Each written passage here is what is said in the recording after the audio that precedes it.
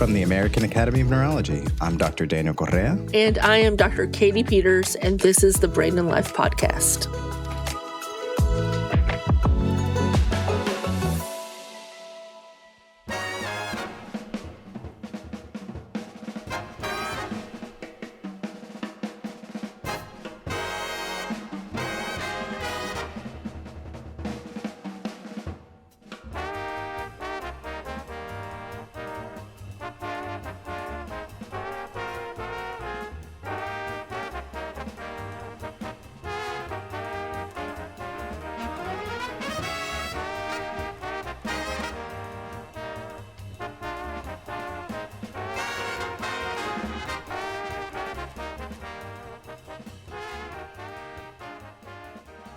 Welcome back to the Brain and Life Podcast. Thanks to the Lincoln Center Arts Program for that clip from a performance by the group Big Band Holidays of Go Tell It on the Mountain. A little last-minute bit of holiday music as we continue our transition into 2024. Even though we are well past the Larry David approved window to wish anyone a Happy New Year. Happy New Year's, Katie. We're eking out a last little bit of those holidays. Happy New Year. So, Katie, for your family, when does the holiday music and festivities stop? I think we just roll on to the next holiday. We're always ready to celebrate. So even though we put away those winter holiday decorations, my mother is already starting to decorate for St. Patrick's Day, which is her favorite holiday. So we'll be decked in green, wishing everyone good luck. And I hear you have a really lively music-filled episode for us. Yes, and for today's episode, I have a discussion with the Director of Accessibility at Lincoln Center Moments. And she shares with us the role of arts in all of our lives and how the Lincoln Center Arts team is working to make the arts more accessible to all of our community. Throughout the episode, we'll have other clips of music, and along with the intro, at the end, we will also feature another clip shared by their team of the group Invoke performing their original song, Burleywood, from their latest album, Evolve and Travel, which was released on Sonos Luminous in October 23. We hope you enjoy the episode and the different music we're bringing you today.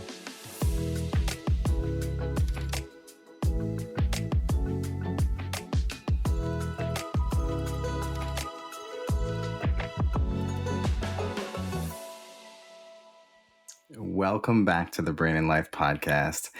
I'd like to introduce you all now to our guest for today, Miranda Hoffner. She's the Director of Accessibility at Lincoln Center Moments. Her work has focused on the importance of making the arts and performing arts accessible to diverse audiences, especially including people with disabilities. As an accessibility expert herself, she works to create systems to ensure access and accessibility at all levels within their organization also.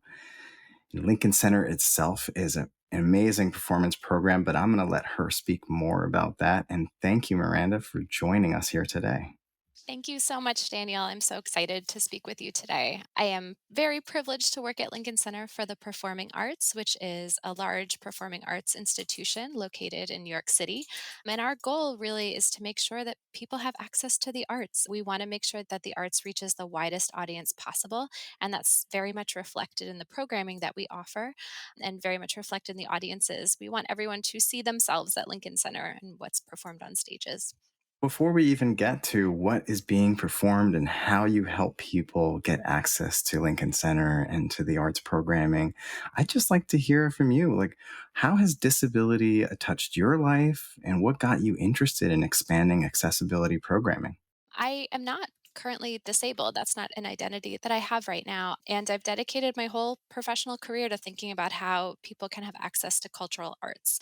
I began working at the Intrepid Sea, Air, and Space Museum, a beloved institution in New York City that's on an aircraft carrier.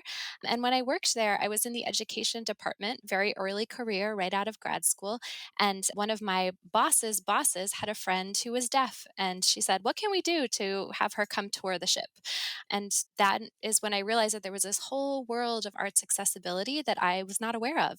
So I began exploring the amazing work going on at the Museum of Modern Art and the Metropolitan Museum, really leaders in cultural arts accessibility work.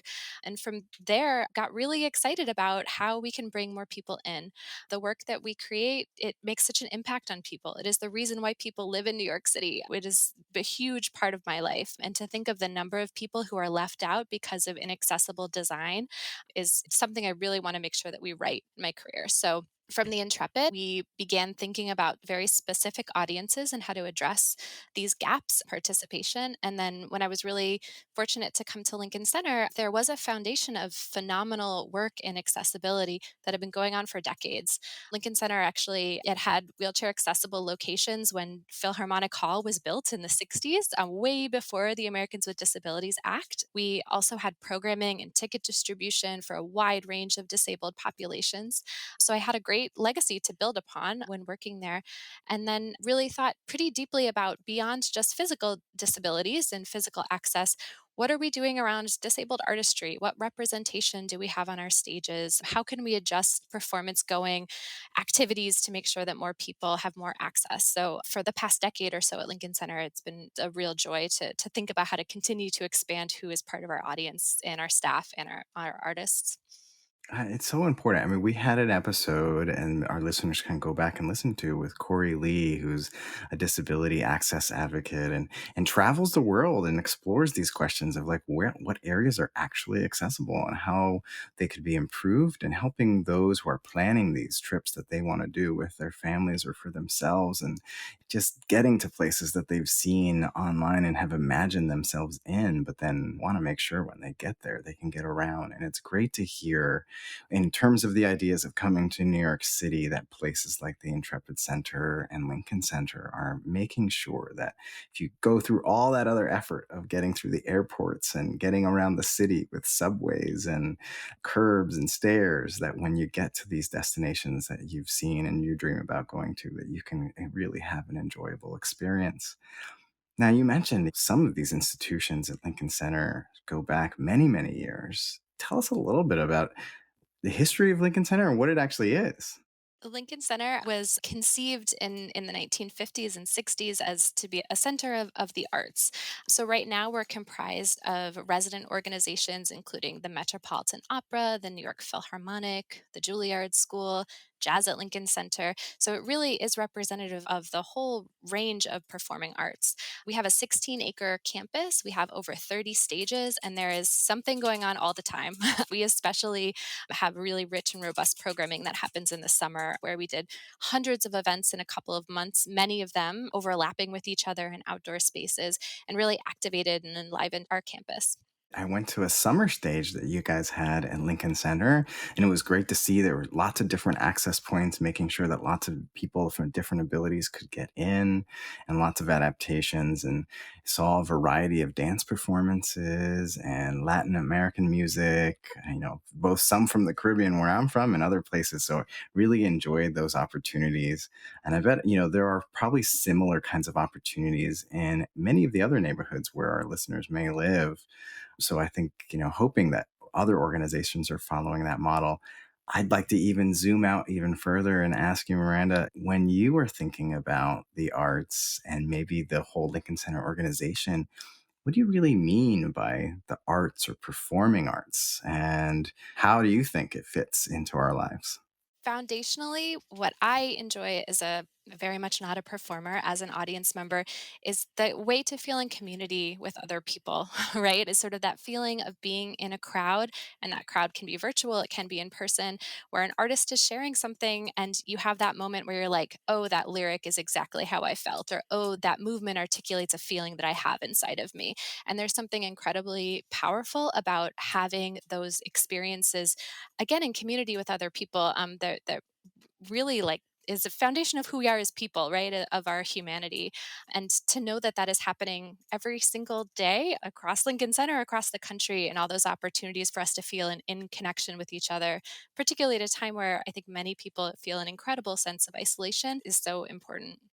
all these different arts, I think, are just different ways of us somehow bridging that big gap of space between us and other people and developing a way of just understanding and connecting to people. I mean, so much of our world now is connected with wires and mechanical and electronic connections, but it's somehow amazing that various arts, whether movement and music and performing arts and visual arts, somehow cross over space of feet and hundreds of feet to still help us connect with emotion and understand, or at least connect with something that's going on with them. I think it's something I enjoy about dance and music, and something that really gets me going back regularly to Lincoln Center as one of the institutions for me also in the New York area. How would you suggest our listeners, if they're looking for performances, maybe in their own communities, that they find local organizations that are bringing performing arts to all of the community and maybe help in supporting them by participating or finding other ways to support them? Yeah, there are arts going on every day all around us all the time, and it's so incredibly important to support our local artists. Go to your local community theater, participate in the arts, join a choral singing group, like feel a way to feel that connection with others through the art all the time. We also have an incredible Lincoln Center, and so many other arts organizations have an incredible body of virtual programming. So I know you can go on our YouTube channel at Lincoln Center and see hundreds and hundreds of performances all the time. We also have a wide variety of virtual programming that happens synchronously. So you can join others from across the country and participate in the arts and discussions together. So there's no limit to the amount of arts you could have in your life. Now, I'm wondering, when you're thinking about it within the physical spaces and for in person performances at Lincoln Center, what are some of the ways that you help and conceive to expand access to performance spaces at Lincoln Center?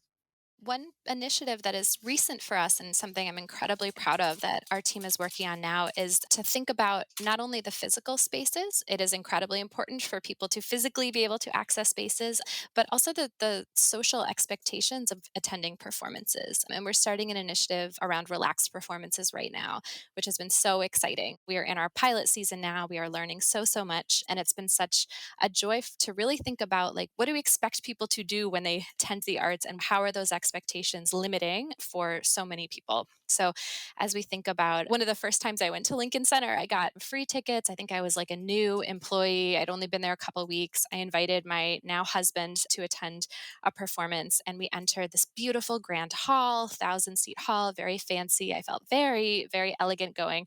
I sat down in my seats and the performer walked on stage and I whispered to my date, "This is amazing." And the woman next to me hit me with her program, like actually hit me with her program.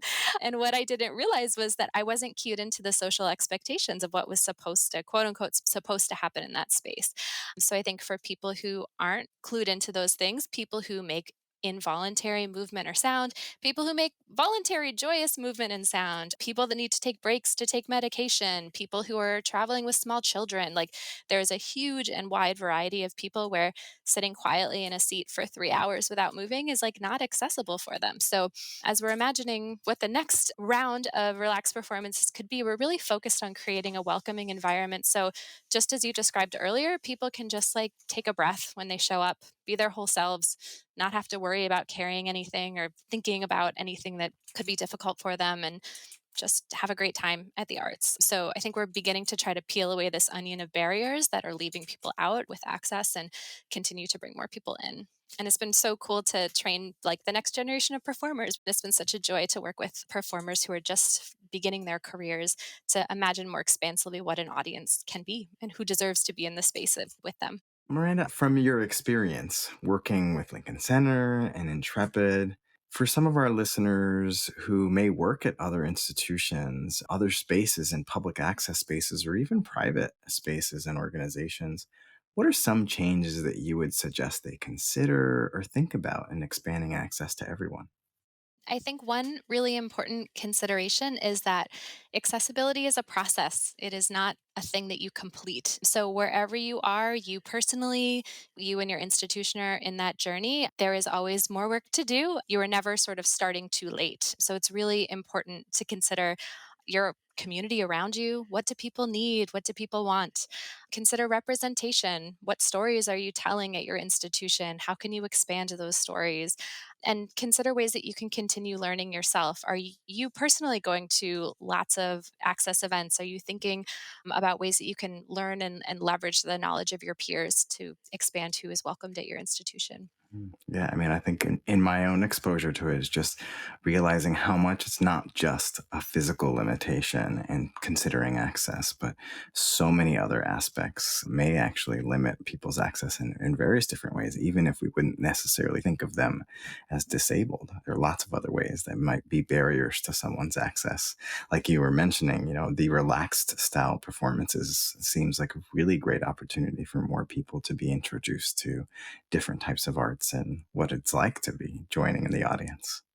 Lincoln Center also just started a choose what you pay model, which makes a huge difference to take away some of the financial Mm. barriers to attending the arts, too. Incredibly important. And not only does that serve people who are disabled, but it serves a huge variety of people to be able to just get over the financial threshold of attending performing arts. So today's, a perfect example of the changes in our modern world. We both live in New York City area, but funny enough, we are both joining very remotely from completely different states today and hoping to both make a connection together and share that connection with our listeners. I'm wondering, as you're thinking about virtual programs and all these other settings now where we're on Zoom and Teams and every other version of telecommunication, both professionally and now even with arts and other community programming.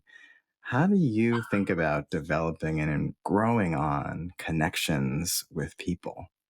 We're thinking a lot about how to leverage the virtual space to increase access for everyone. When the pandemic began and we had to shut our doors at Lincoln Center in May 2020, we moved our program called Lincoln Center Moments for people with dementia and their caregivers to a virtual setting. We started employing artists who performed from their living rooms, and we also supported our teaching artists and music therapists and facilitators to practice their art form from home. So while we learned a tremendous amount in the last couple of years, we've continued doing virtual programming because we found that it is not only a great way to access amazing performing arts, we can't necessarily put up like a full opera in a 1 hour form for people with dementia in a small setting, but we can show video and have performers discuss their artwork. So that's something that we certainly still do. And that we also know that we continue to be in a pandemic time. There are many people with disabilities that do not feel comfortable gathering in public in the same way that they may have used to feel. So we want to make sure that we maintain access to virtual programming as a way to make sure that everyone has access. We are also building an audience that's national, which is really exciting. I was just on a program earlier today with a performer who is joining us from New Orleans, Layla McCalla, who's performed at Lincoln Center. And we had folks with dementia and their caregivers from all over the country joining, which was so cool. So to listen to people share their stories, maybe those folks don't have as much access to live arts in the communities that they live in. I think the virtual platform is such an incredible opportunity for us to increase access to the arts. And have you heard back from people participating in a lot of these programs more virtually that it maybe makes them feel connected to other people in ways that, they didn't have before, either because they are at home and have limited access or are isolated, or just because we're moving into this virtual space where sometimes we have less time actually together in a room? Yeah, we definitely get that feedback, and often with our populations, they can't necessarily share sort of verbally or reflect upon it after performances. But I think today the program with Layla McCall is a great example because one of our music therapists asked a prompting question about what are you carrying with you right now? What are you holding on to? What feels heavy for you right now? And the things that people shared had a lot to do with feeling isolated from their family and friends, things that were going on with them physically, emotionally, mentally, and so there was so much shared thematic response in a lot of the things that people were bringing up. And then our musician created a song around it. She said, this sounds like a minor chord. She created a song using only the lyrics of what people shared in the chat. And it was a cohesive song. People were really sharing shared feelings together. It was remarkable. It was such a beautiful, beautiful moment. Yeah, I really hope that maybe some of these community programs, virtually and in person, can help us all feel more connected and can combat some of the pandemic of loneliness and isolation that many people are experiencing.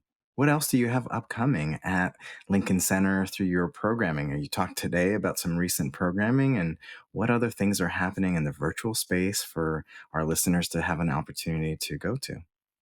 We are about to launch our spring season for Lincoln Center Moments, our program for people with dementia and their caregivers. And we have such an amazing lineup for the spring. I'm so excited.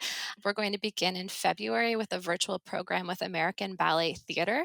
And they are premiering a new video work with us. And we're going to be joined by their dancers. So that will certainly be an exciting moment. And then we're ending the season at the end of May with the Callidor String Quartet, who's joining us from the Chamber Music Society, one of our constituent organizations at Lincoln Center. And I'm especially excited about the Callidor String Quartet because they were one of our first programs when we piloted the program almost 10 years ago. So I think that the journey that they have had as musicians and coming back to share that with our audience is so incredibly exciting. So we have a huge, huge range of programming this spring. Yeah, and I looked at the list. It looks like you have over 6 or 7 different performances. And for our listeners, we'll include the schedule and the list of the performances, the both virtual and in person, in our show notes. And for those, as I mentioned, who are looking for an opportunity to visit New York and take advantage of the accessibility options that you have there at Lincoln Center, what are some of the highlights of the in person programmings that you have coming up? Well, we do programs every day, all the time, and our relaxed performance season is truly remarkable. It is a cross campus initiative. We are doing a sensory friendly performance with the New York City Ballet this spring, and we have over 30 other performances, some very, very small, more experimental theater, some huge, huge hall events like Jazz at Lincoln Center. So, really, really big range of programming. And the hope for all of those shows, whether you choose to go to a tiny, intimate theatrical performance or a large, joyous musical performance, you can just show up and have your needs met. That is our number one goal. So we're really looking forward to this spring. Yeah, I thought that was a really great idea. I saw on your website the sensory friendly, autism friendly workshop that you have with the ballet. It would be very interesting to hear and see how that goes, and just to even hear from families and the children encountering it, like their own experience with the opportunity. Now, for our listeners who want to get involved, maybe within your institution or think of how to reach out to the local institutions in their own areas, what would you suggest? Be a patron of the arts, show up, go to great things, suggest artists. The other thing I would certainly encourage, which comes up a lot with our moments participants, is we hear as they attend events, it makes them want to pick up the instruments they played as children. Someone recently told me after seeing a performance with the Philharmonic that she wanted to pick up her cello again. So I think we are all artists, is all inside of all of us. So the ways that we can use the arts to inspire ourselves and our own self expression is incredibly important. You said participating and being a patron of the arts. For those who want to just look for examples of some of your past programming and see either discussions with artists or even performances before that you've had in your programming, where can they go? We dedicated a Google site, which is really remarkable. It has a wide, wide range of different kinds of art forms in sort of small, bite sized clips, and they're facilitated by music therapists and teaching artists. So you can activate the artist within you from home. And those are designed both for families with children with disabilities. We have one collection there, and then we have a collection for older adults with dementia and their caregivers. We will include that link also in our show notes. And thinking towards building a new and young generation of future leaders, I understand your office also has developed internship opportunities. Tell us a little bit more about those if some of our younger listeners are interested in dedicating time and their work about expanding access for individuals with different abilities. We have an amazing internship program at Lincoln Center that actually places interns throughout all of our resident organizations. So that's a really exciting place if you're interested in learning more about the arts. We have internships within the access department that are placed, and our interns right now are doing incredible wide range of programming from analyzing feedback from our events and suggesting new types of events to stage managing virtual events and sort of everything in between. We also have a high school job training program for students with disabilities, high school students who are learning front of house skills. So we're using the setting of Lincoln Center to work on social skills and professionalism and learning about working within the arts, which has been like a really great program as well.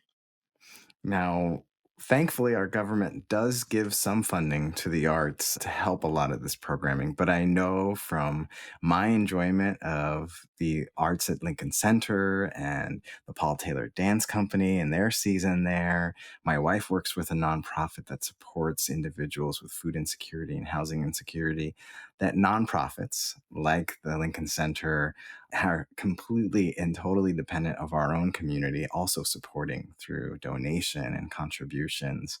If our listeners find value in your programming and in the in person and virtual experiences, how do they reach out and connect with Lincoln Center to help support this type of effort and these in future programming?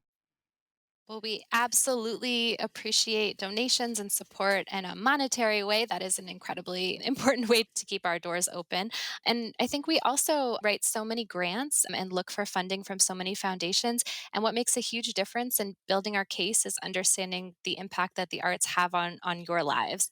So if you attend something amazing and it has shifted your perspective or it sparked joy in you, if you can take a few minutes to write a testimonial and send it to that organization, they use that then to be able to raise money to then spread that joy more deeply. So if you are able to donate financially, amazing. If you're able to pay for tickets, amazing. But know that just showing up and knowing that your body and space counts as showing advocacy around the arts and what's important to you, or if you have a chance to write a testimonial, that also makes a huge, huge impact on the effect that we are demonstrating of why the arts are important.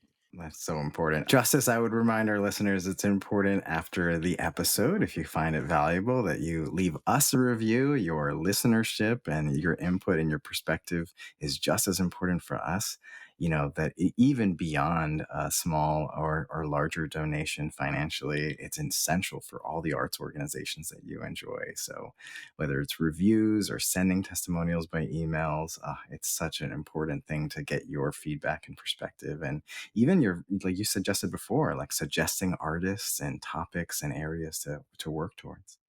Now, Miranda, many people in our community, whether they live with neurologic disorders or not, may every day encounter physical and other barriers to all kinds of services essential to their well-being and quality of life. In those moments of frustration, what would you suggest that they consider or tell them in reassurance to help them cope and work towards finding a path for greater accessibility for themselves or for those they love? Yeah, I think the principles of disability justice come to mind right Hmm. away as you mentioned that. We are all people who are interdependent on each other. So know that your needs do not create a burden. We are all here to uplift each other. So that is incredibly important. And also keep in mind that disability is an ingenious way to live. People with Mm. disabilities are navigating spaces every day that are not built for them. So know that you are a part of a network of ingenious people who can help support you. So certainly want to raise up that you can advocate for your needs. Of course, that's incredibly important, but also know that you are part of a very large and wide and ingenious community. And that ingenious community and their advocacy, I really do think improves all of our society. But I'm wondering, if you're given the power of the pen, the purse, and policy, what would you like to see in the coming decade as a future of a more equitable and accessible society for all of us? This probably goes against everything that's good for my career, but I would love to live in a world where accessibility departments are not needed. It means that everyone is designing experiences for everyone to be able to fully participate in. So I think the more ways that we can expand as a society to sort of disrupt what we think of as normal, disrupt who we think should be in our audiences, who should be performing on our stages, what stories we should tell. Let's keep working towards that future. That's really what I would like to see, what I would like to magically make appear. Mm. We can all hope. Today, I'm so appreciate you giving your time with us to help us learn and hear about some of the programming and the efforts that you've been working towards and the opportunities through the Lincoln Center. And we really appreciate your offering and providing music and other content for our listeners to enjoy in this episode and the opportunities for them to experience the arts in many different ways. Thank you so much, Daniel. I'm so grateful for the time.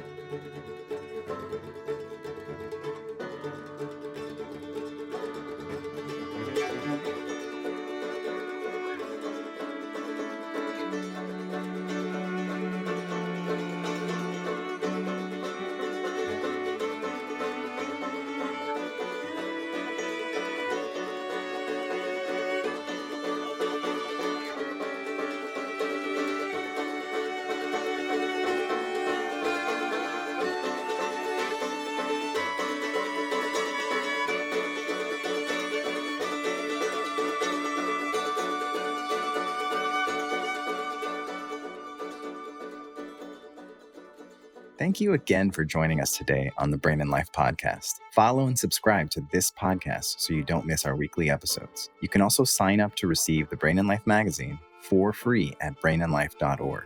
Don't forget about Brain and Life en Español. Also, for each episode, you can find out how to connect with our team and our guests, along with great resources in our show notes. We love it when we hear your ideas or questions. You can send these in an email to blpodcast@brainandlife.org and leave us a message at 612-928-6206. You can also find that information in our show notes, and you can follow Katie and me and the Brain and Life magazine on any of your preferred social media channels. We're your hosts, Dr. Daniel Correa, connecting with you from New York City and online at NeuroDr. Correa. And Dr. Katie Peters joining you from Durham, North Carolina, and online at Katie Peters, MD, PhD. Most importantly, thank you and all of our community members that trust us with their health and everyone living with neurologic conditions. We hope together we can take steps to better brain health and each thrive with our own abilities every day. Before you start the next episode, we would appreciate if you could give us 5 stars and leave a review. This helps others find the Brain and Life podcast. See you next week.